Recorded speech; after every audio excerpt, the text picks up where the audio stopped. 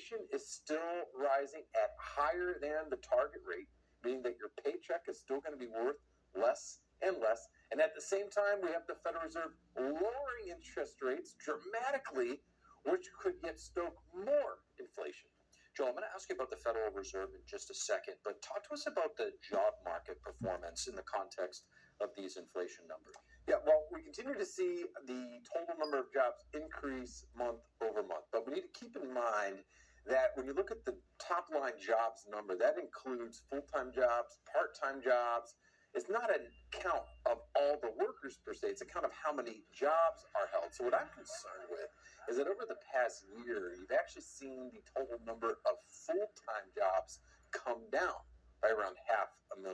And what that suggests is that you've got a lot of individuals in this country that are working double and even triple jobs in order to make ends meet. So, Joel, what are some of the challenges going back to the Federal Reserve in achieving its inflation target based on what we're seeing in today's economic trends? Well, the big challenge is that over the past 4 years or so, ever since we had the COVID shutdowns, you saw government spending increase enormously. And to finance that spending, our central bank printed a lot of new money to buy government bonds in order to finance those government operations. The big concern is that a lot of that new money has ended up on deposit at banks. Of course, what do banks do with that money? They lend it out. The money multiplies. Every dollar you put in a deposit in a bank can multiply into 10.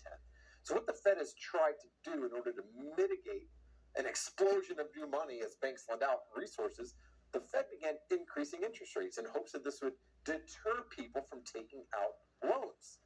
So the big concern here is that now the Fed wants to stoke economic growth by encouraging banks to lend more by lowering the interest rate. But the fear is that you'll start to see these dollars multiply even more quickly, which could increase further inflation. So in effect, what you have the Fed is doing here, they're trying to mitigate the damage from their own mistake. The Fed should have never printed up these copious amounts of money to fund the increase in government spending. But the Fed chose to do so anyway. They've tried to mitigate the damage. And unfortunately, at this point, they might make matters far worse.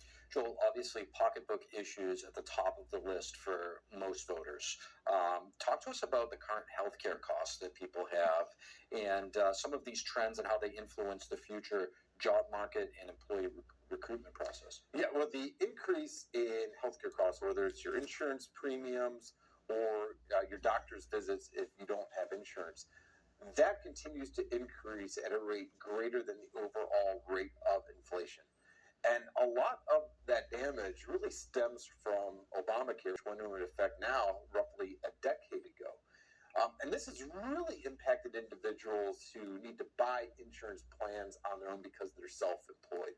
You know, back in 2007 and 08, back when I was self-employed, you could buy a decent plan that'll cover you against catastrophic injury, sometimes for $200 a month. That's actually what I paid back when I was self-employed. You can't get those plans today.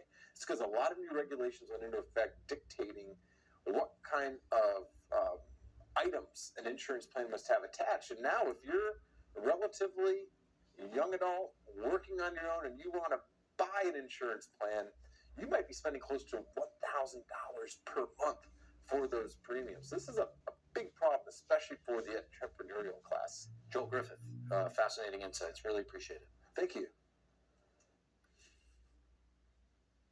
The Nobel Peace Prize was awarded today to a